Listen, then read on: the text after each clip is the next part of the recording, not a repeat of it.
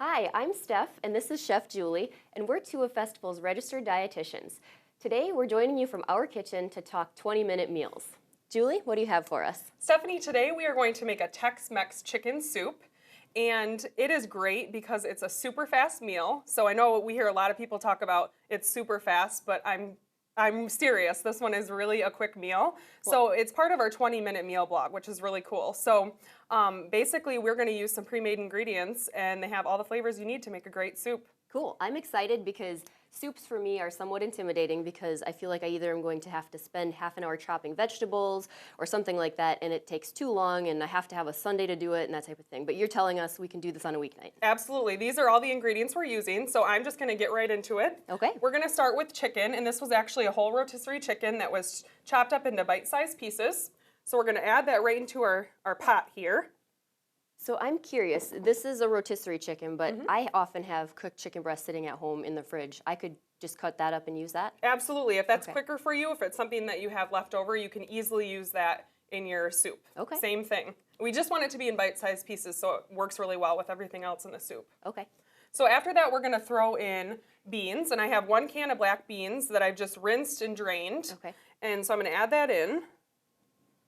And then I'm going to do the same thing here with the pinto beans. I also rinsed and drained those and just added those into our soup. Okay, so with the beans, if you're maybe not a fan of the pinto or the black beans, you could maybe do 2 cans of one or maybe try something else? Absolutely. You know, they're all convenient, so whatever you have at home you can use. The only reason I use pinto and black is because they work so perfectly with a Mexican-style dish. That makes sense.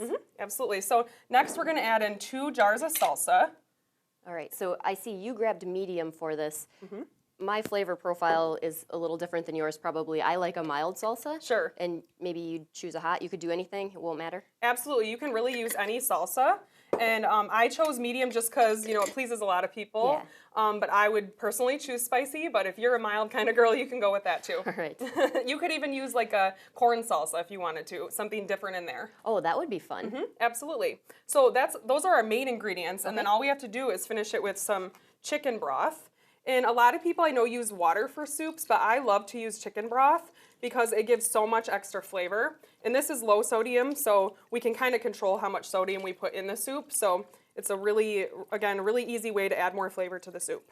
I like these packs too, the ones that you don't have to mix with the water on the side in another dish. It's so much easier to pop the top and go. Right, so all we have to do is stir this up.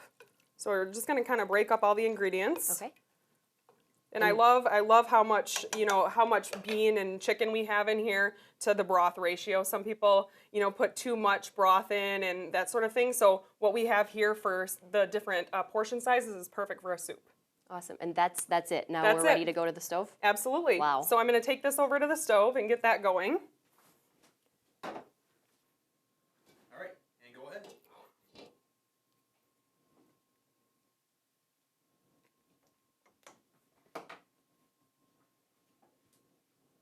All right, so we're back with the soup. We let this go for 10 minutes. It smells so good. Doesn't it? It smells great. So honestly, this is the easiest recipe ever. And the cool thing about this is that you could also make it in a crock pot because soup gains flavor over time.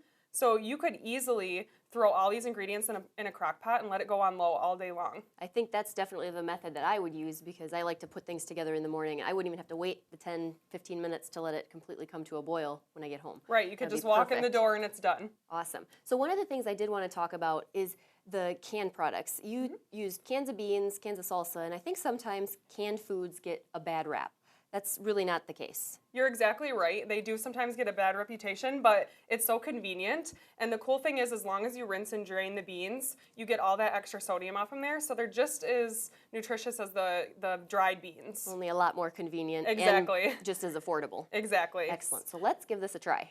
Last thing we're going to do is give it a little salt and pepper. Oh, good point. Yeah, so this just kind of brings all the flavors together.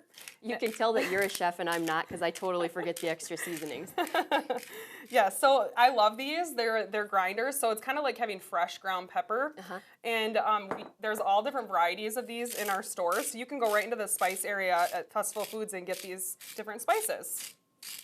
So we're just giving that a little bit Those are nice too because I have a sea salt container and I have to like stick my fingers in there if I'm Right. trying to get a pinch of salt. Right. This makes it a lot easier. Exactly. So we just give it a stir, and then we are going to ladle this up right into our bowls and Okay. then garnish it, and we're going to give it a taste.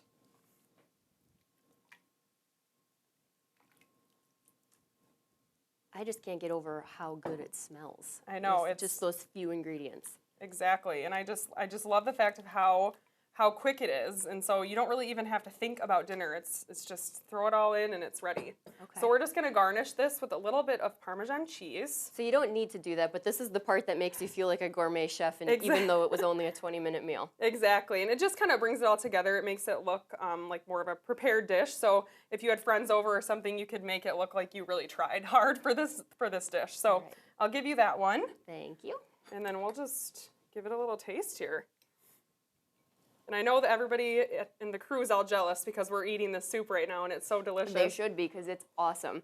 If you'd like this recipe or other recipe inspiration from Chef Julie, visit her blogs at festfoods.com. Just click on the health and wellness link. Back to you.